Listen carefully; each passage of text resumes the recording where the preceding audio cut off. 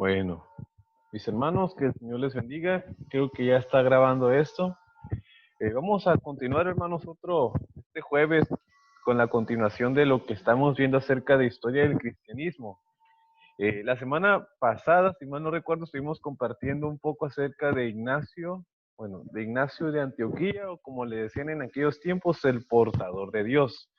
Vamos a hacer, voy a intentar que sea un resumen, pero posiblemente vamos a repasar todo lo que vimos acerca de él para después pasar a hablar de uno de sus amigos cercanos llamado Policarpo, también acerca del martirio de Policarpo. Pero repasando lo que fue de Ignacio de Antioquía, igual, pues de mi parte yo no tengo prisa, yo no tengo prisa en avanzar rápido en esto. Creo que entre más se repase mejor. No, nadie nos está correteando, no estamos en una escuela, así que creo que podemos repasar con libertad. Y igual, si usted gusta tomar los apuntes, esta vez quise compartir la pantalla para que usted viera los datos y apuntarlos, o como si usted quiere que le pase el documento, también lo puedo hacer. Pero bueno, hermanos, recordemos también que el material que estoy usando de estudio, de referencia, es un libro de historia llamado Historia del Cristianismo del autor Justo L. González. Por si usted tiene la oportunidad de adquirirlo, lo puede hacer también. Pero ahora, repasemos entonces lo que fue Ignacio de Antioquía, el portador de Dios, pero antes de que se nos pase, vamos a orar para que el Señor nos dirija en este tiempo.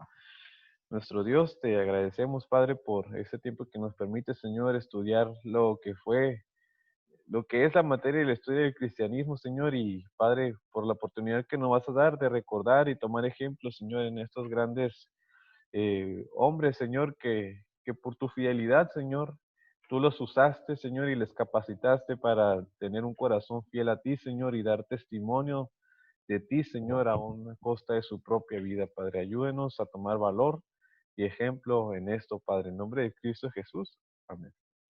Bueno, recordemos, Ignacio de Antioquía nació alrededor del año 107, por motivos desconocidos, fue llamado y condenado a morir por negarse a adorar a los dioses romanos.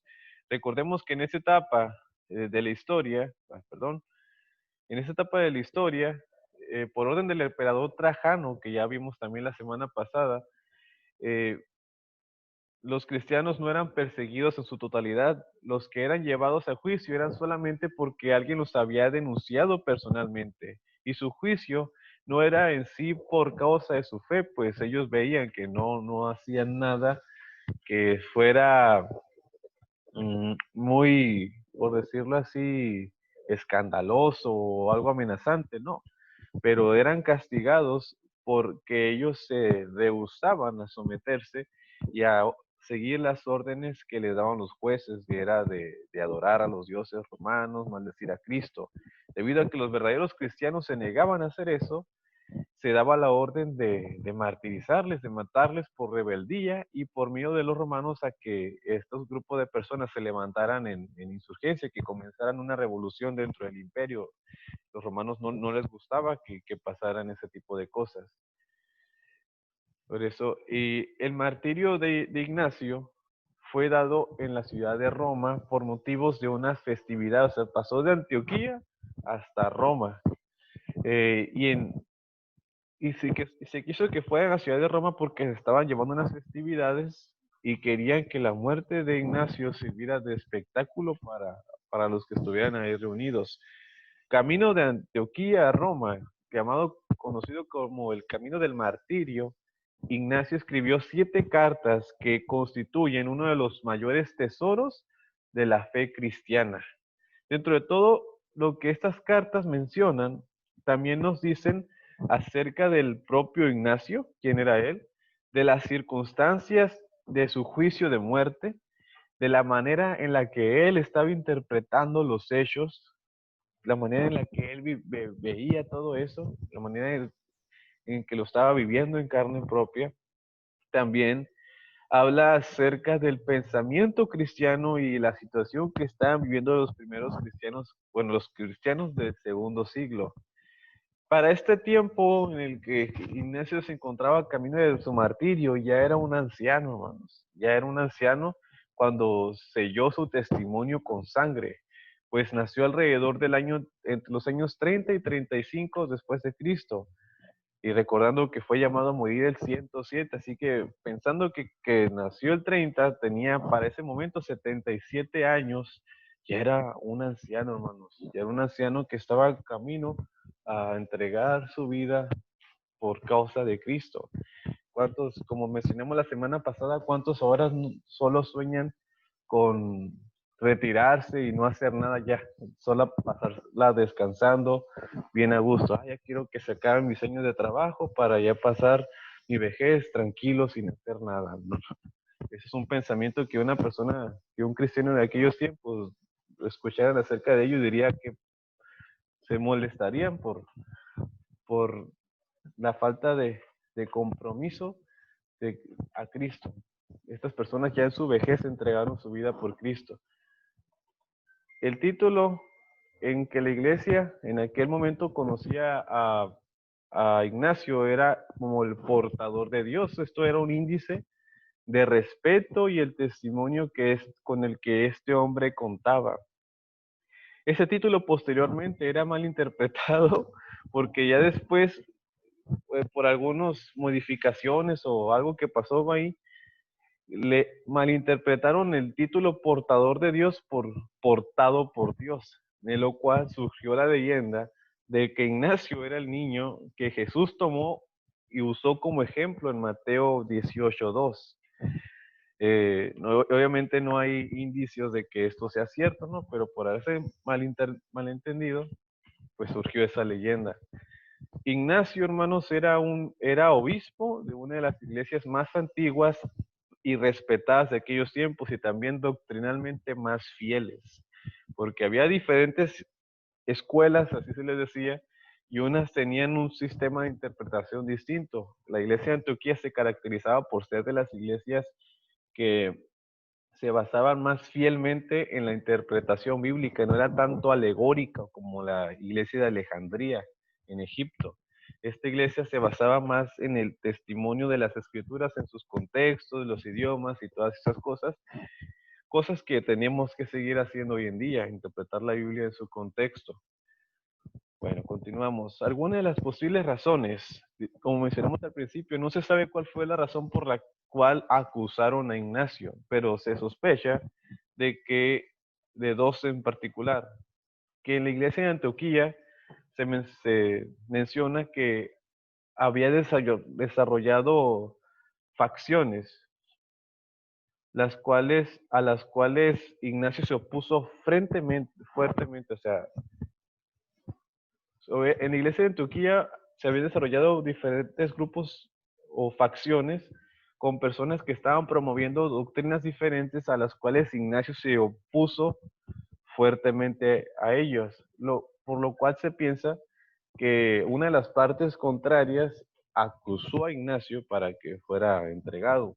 Y la otra razón por la cual se cree que fue llamado a rendir cuentas a Roma es por algún pagano que lo haya acusado solamente por el respeto, porque recordemos que Ignacio era muy respetado en la iglesia, obviamente en la comunidad en aquellos tiempos. Algún pagano puede haber sido movido por la envidia o algo, al ver la reputación de este hombre, pues decidió acusarle ante las autoridades romanas. Durante su camino del martirio, hermanos, a la ciudad, a la ciudad de Roma, Ignacio tuvo visitas. Era un camino muy largo, ahorita no tengo el dato de cuánto era la distancia ni cuánto era el tiempo que se hacía, pero en ese tiempo Ignacio pasó por Asia Menor. De Antioquía a Roma tenía que pasar por algunas partes de Asia Menor, y mediante en el camino, en las diversas ciudades a las que iba llegando, mientras iba escoltado por guardias romanos, él, a él llegaban visitas de diferentes hermanos de otras iglesias de las regiones, las cuales esas visitas fueron el motivo de las cartas que él escribió. Eh, Ignacio contaba hasta con un amanuense. El amanuense era aquel que escribía lo que Ignacio dictaba. Entonces, esas visitas tuvieron o fueron motivo de las cartas que escribió Ignacio. Cartas que son muy valiosas para la fe cristiana. Hay que recalcar que lo curioso, ¿no?, de cómo funcionaba esa ley dada por Trajano de que ningún cristiano era llamado a dar cuentas a no ser que se le acusara directamente. Entonces, era lógico que los guardias que llevaban a Ignacio veían que otra gente llegaba y muy posiblemente sabían que eran cristianos, pero como a ellos no les habían acusado, pues no les hacían nada. Podían visitar al acusado por el mismo delito por el cual este era acusado. Entonces, desde la ciudad de Esmirna, desde Esmirna, escribe una carta a la iglesia de Roma, que resulta en este momento de especial interés para nosotros, ya que Ignacio había recibido noticias de que los hermanos de la ciudad de Roma tenían en mente hacer gestiones o movimientos para librarlo de la muerte. Quizás estas personas tenían acceso al poder político o alguna influencia que podían hacer que Ignacio quedara libre, que no fuera martirizado.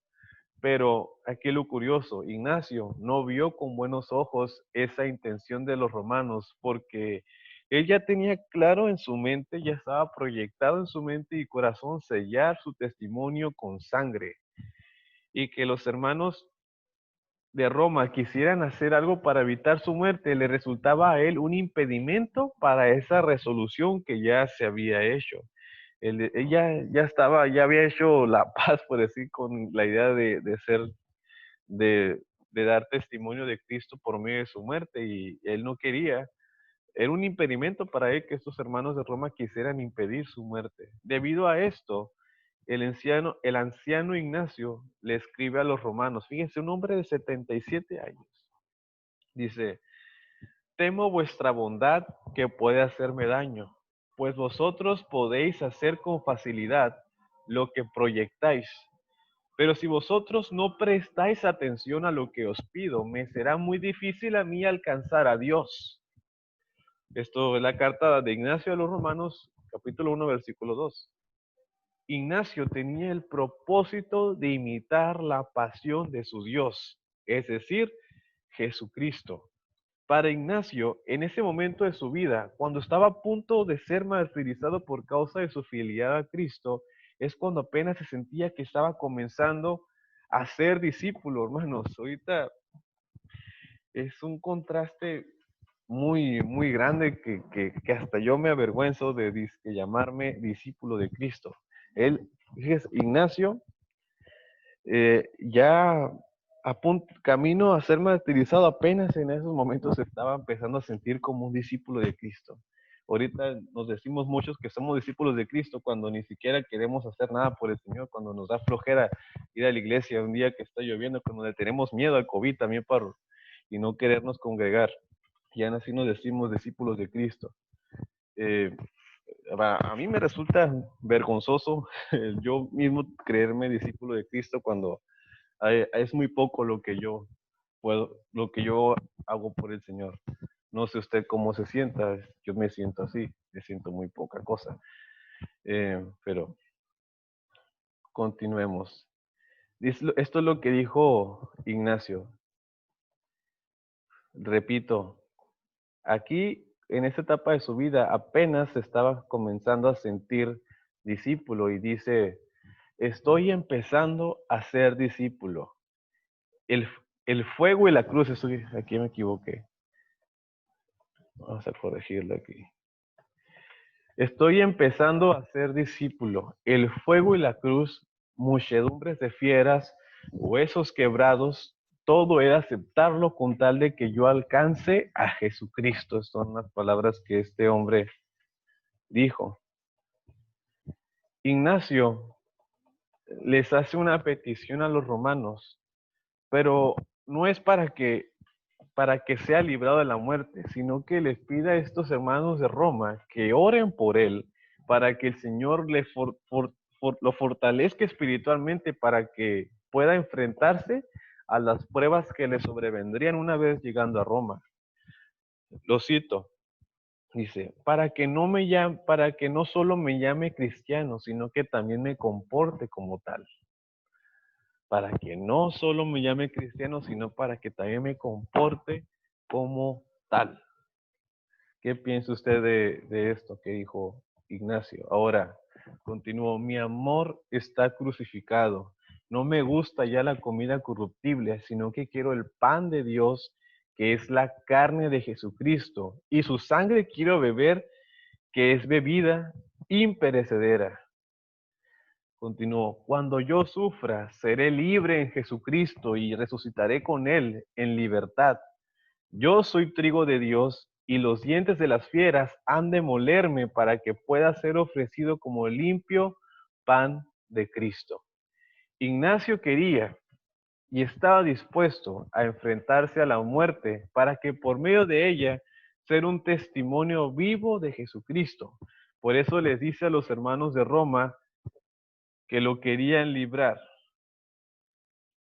Él les dijo esto: si nada decís acerca de mí, yo vendré a ser palabra de Dios. Pero si os dejáis convencer por el amor que tenéis hacia mi carne, volveré a ser simple voz humana. O sea, les está diciendo, no se dejen llevar por el amor que me tienen. No se dejen llevar por el amor que me tienen. Si en verdad me quieren, déjenme morir. Porque de una vez muerto yo vendré a ser palabra de Dios. Pero si me salvan, volveré a ser un simple humano. Es lo que dijo Ignacio a los Romanos en su carta, capítulo 2, versículo 1.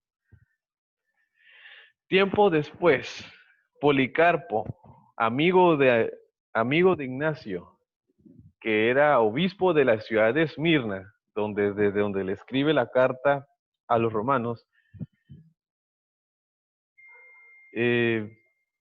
Policarpo escribe a los filipenses para preguntar qué suerte fue de Ignacio. Y hasta el momento no se sabe a ciencia cierta cuál fue la respuesta de la iglesia filipense a Policarpo.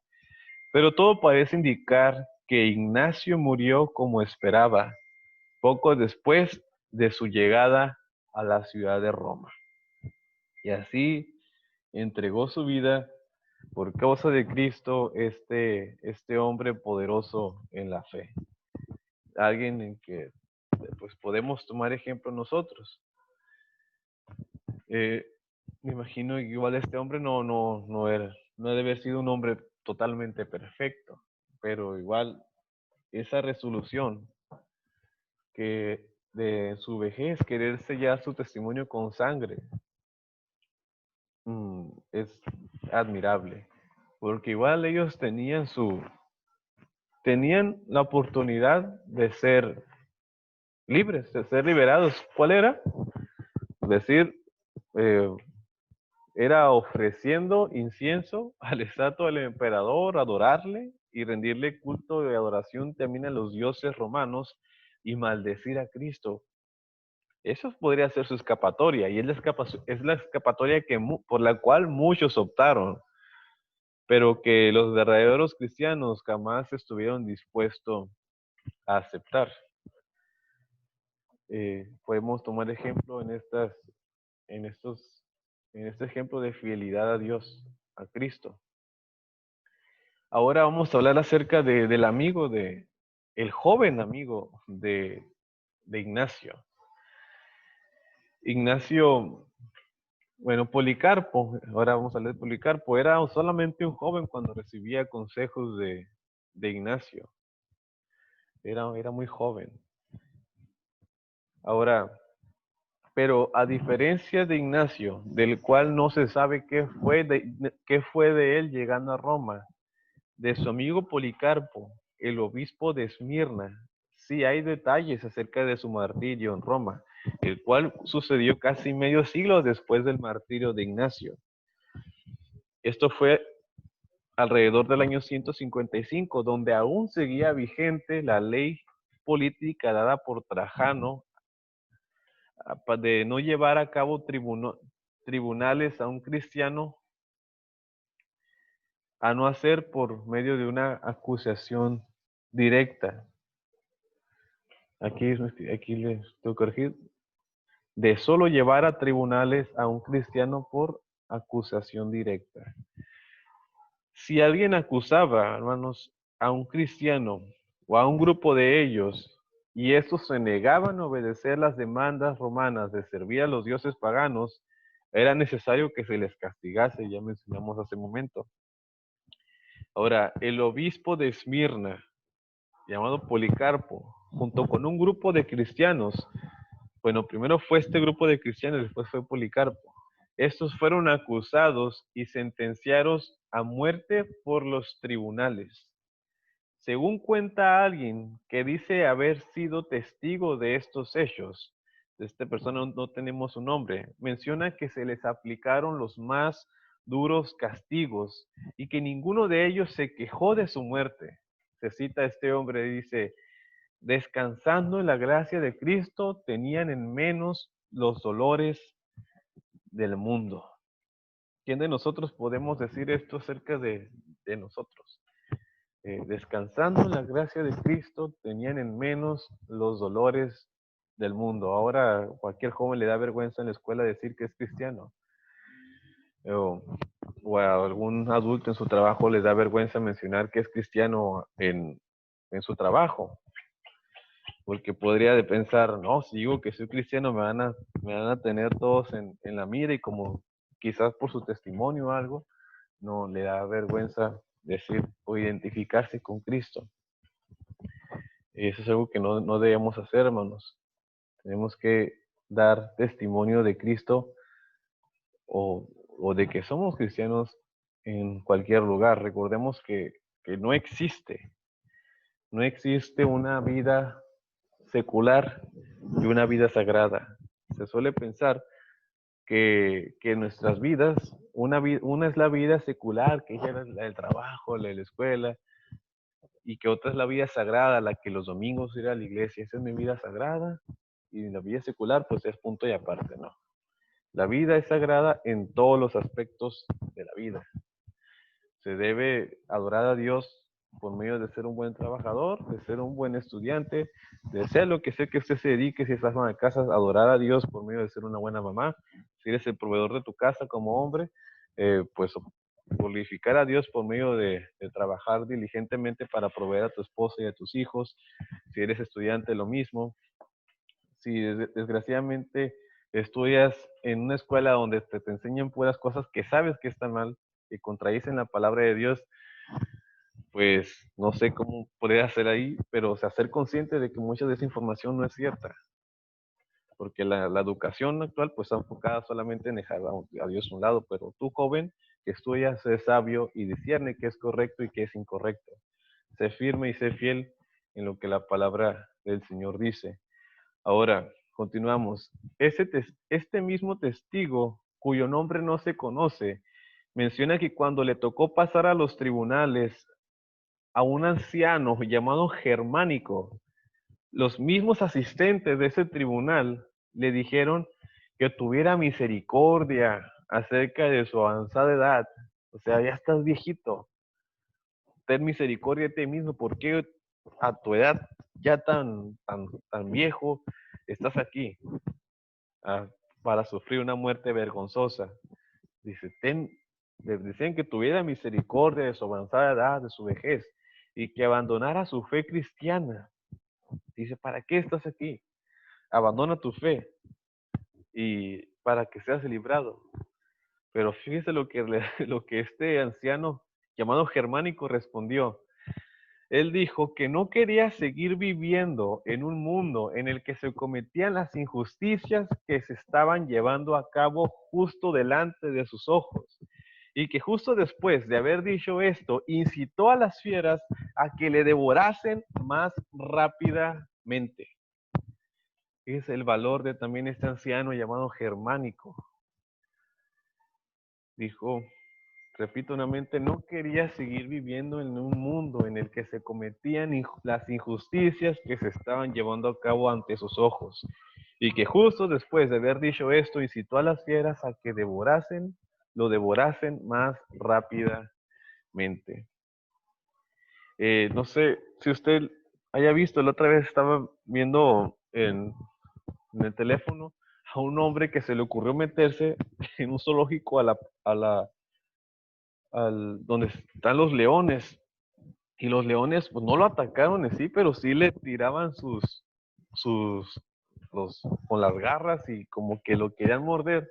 O sea, yo veía eso y me quedaba, ay, ¿qué le van a hacer a este tipo?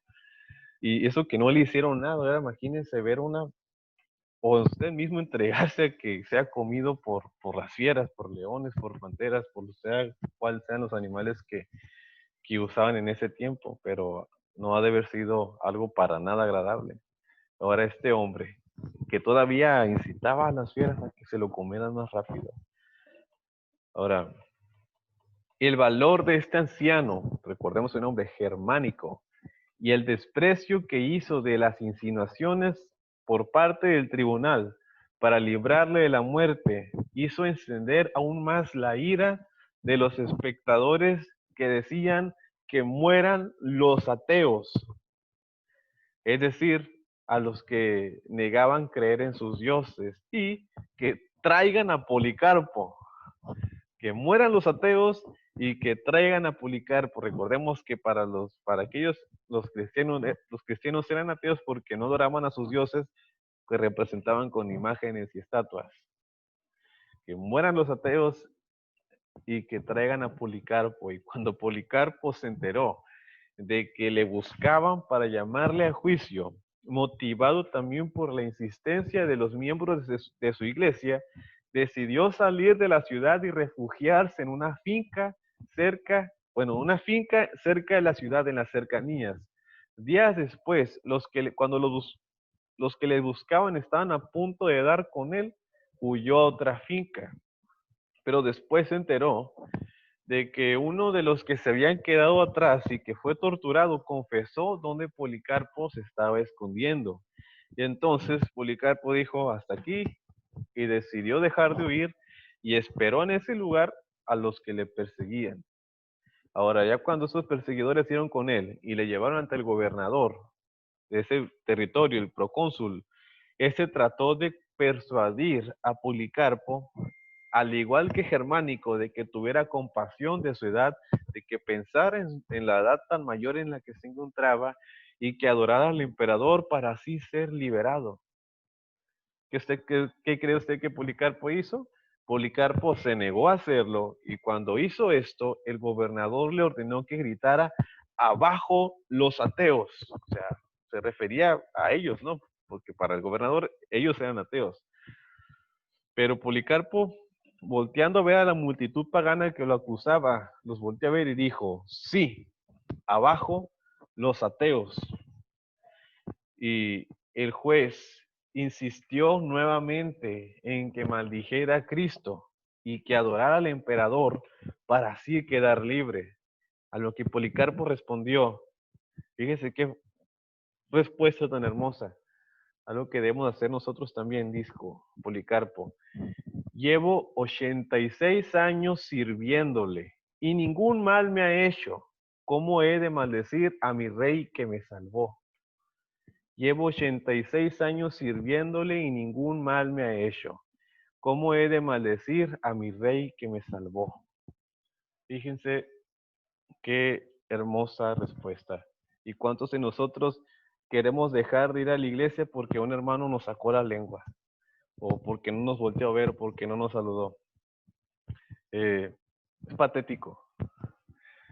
Fíjense, llevo 86 años sirviéndole y ningún mal me ha hecho. ¿Cómo he de maldecir a mi rey que me salvó? El diálogo entre Policarpo y el juez continuó. El juez le pidió a Policarpo que convenciera a la multitud de lo que dice. Pero Policarpo dijo que si al juez le quería, que si aquí me equivoqué. A ver. Pero Policarpo dijo que si el juez quería, trataría de convencerlo a él. No sé por qué lo estoy corrigiendo aquí, pero mejor lo hago de una vez. Le dijo que si el juez quería, trataría de convencerlo a él, pero que a la multitud no le daría su defensa porque no la consideraba digna de ella. El juez pasó entonces a amenazarle con las fieras. O sea, imagínese que esté delante de un juez y que le saque de repente los leones, y también lo estaba amenazando con ser quemado vivo.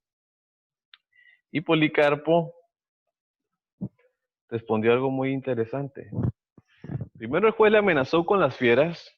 Si así no haces esto, te van a comer los leones o también te puedo quemar vivo, le decía el juez. Y Policarpo, al recibir la amenaza del fuego, respondió al juez que ese fuego que encendería duraría solamente un momento y después se apagaría, mientras que el castigo eterno nunca se apagaría. Esta fue la respuesta de Policarpo. El juez, ante la firmeza de ese anciano obispo, ordenó que se quemara vivo y para luego la muchedumbre corrió inmediatamente a buscar ramas, palos para hacer la hoguera. Y ya Policarpo, encontrándose atado a la hoguera y justo antes de que se encendiera el fuego, elevó su mirada al cielo y oró a Dios en voz alta diciendo: Señor, Dios soberano, te doy gracias porque me has tenido por digno de este momento, para que junto a tus mártires yo pueda tener parte en el cáliz de Cristo. Por ello te bendigo y te glorifico. Amén. Fíjese nada más, hermanos. Y me gusta volver a leer esas frases. Señor Dios soberano, te doy gracias porque me has tenido por digno de este momento, para que junto a tus mártires yo pueda tener parte en el cáliz de Cristo. Por ello te bendigo y te glorifico. Amén. De esa manera, el Señor le permitió a este anciano y valeroso obispo, quien en su juventud fue aconsejado por Ignacio de Antioquía sobre el ministerio pastoral y sobre ser ejemplo en los creyentes de firmeza en medio de esta persecución. De esa manera aquí olvidé ponerle eso, pero de esa manera concluyó la vida de este hombre. De esa manera se entregó igual que su amigo y mentor, Ignacio de Antioquía, quien le aconsejó sobre el ministerio y sobre ser un ejemplo firme en medio de los creyentes a la persecución, hermanos, y eso es lo que vamos a compartir por esta tarde. Espero haya sido de bendición para nuestras vidas, hermanos, y que más también nos lleven a la reflexión para quizás nunca nos toque a nosotros pasar por esto, pero sí buscar el ser más entregados a Cristo, a serles fiel en medio de la presión que también hoy tenemos. Quizás ya no es presión de muerte en este contexto, pero quizás ya sea presión de ser expuestos públicamente, quizás como ignorantes o como gente poco educada, poco sofisticada, como retrógradas. Tenemos que ser fieles al Señor, hermanos, en medio de la presión, sea cual sea la que usted esté pasando en este momento, y poner siempre la mira en el Señor, hermanos. Vamos a orar. Que el Señor nos ayude, Padre. Gracias por este tiempo que nos permitiste tomar ejemplo de estas personas, de estos obispos, Señor, que fueron fieles a ti, Señor, de Ignacio de Antioquía, de este anciano germánico, de Policarpo, Padre. Gracias. Ayúdenos a ser valientes también a nosotros, Padre, en el nombre de Cristo Jesús. Amén. Hermanos, que el Señor les bendiga grandemente. Hasta una próxima, hasta una próxima ocasión. A ver cómo lo puedo tener. A ver, pausar grabación. Dios les bendiga, hermanos.